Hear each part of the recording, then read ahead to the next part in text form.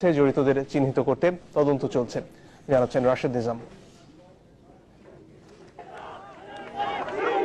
ঢাকা উত্তরের মেয়র প্রার্থী তাবিদ আউয়াল ও ২৬ নম্বর ওয়ার্ড কাউন্সিলর প্রার্থী নবী সুলাইমানের নির্বাচনী প্রচারে বেগম খালেদা জিয়া।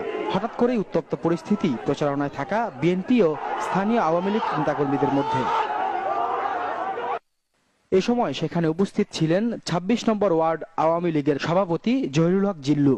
তার পাশেই কালো পতাকা হাতের ব্যক্তিটির নাম আল নাহিয়ান, যিনি ২৬ নম্বর ওয়ার্ড আওয়ামী লীগের নেতা। এছাড়াও দেখা মেলে সাবেক ওয়ার্ড সভাপতি ও বর্তমান মহানগর উত্তর ছাত্রলীগের সাংগঠনিক সম্পাদক মিজানুর রহমানের। হাত উঁচিয়ে নির্দেশ দিচ্ছিলেন তিনি।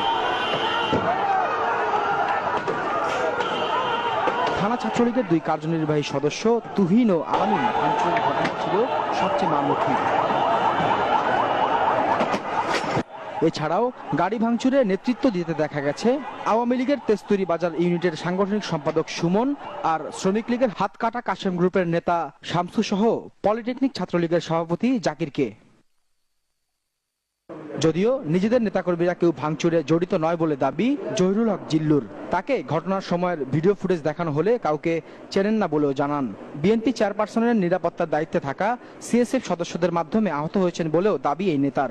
আমি দেখি নাই আওয়ামী লীগের কোনো লোক এটা করছে এবং করতে যাবেই বা কেন, তাদের কোনো লাভ হইতে হবে তো। এটা ইকবাল পাটোয়ারিকে নমিনেশন না দেওয়ার কারণে তাদের যে গ্রুপিংটা হয়েছে, আপনারা সাংবাদিক, আপনারা এলাকায় খোঁজখবর নেন যে অনর্থকভাবে খালেদা জিয়ার এই সিএসএফ বাহিনী আমাদের উপর আক্রমণ করছে। আমাকে সহ প্রায় ২০-১৫-১৬ জন আমরা আহত হয়েছি। আহত কয়েকজন আলরাজি হাসপাতালে চিকিৎসাধীন। এমন খবরে জহিরুল হক জিল্লুর বাসা থেকে মিনিট ৫-১ ব্যবধানে সেখানে যাবার পথেই তুহিনের দেখা মেলে তাড়াহুড়োরত অবস্থায়।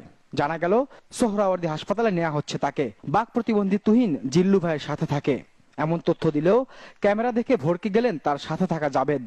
না, চিনি না আমি। না কই বলি নাই। পরে খোঁজ নিয়ে জানা গেল হাসপাতাল কর্তৃপক্ষকে আনুষ্ঠানিকভাবে না বলেই হঠাৎ করেই কোনো ছাড়পত্র না নিয়ে চলে গেছে তুহিন। তারা চলে গেল, কিন্তু আপনাদের ডিসচার্জ সার্টিফিকেট না নিয়ে তারা চলে গেল। হ্যাঁ, ডিসচার্জ সার্টিফিকেট আমাদের এখানে লেখা হয়েছে, ওরা হয়তো পরবর্তীতে নিয়ে যাবে আর কি। এদিকে তেজগাঁও পুলিশের উপকমিশনার বিপ্লব সরকারের জোরালো বক্তব্য, ছাড় দেয়া হবে না ব্যক্তি বা দল দেখে।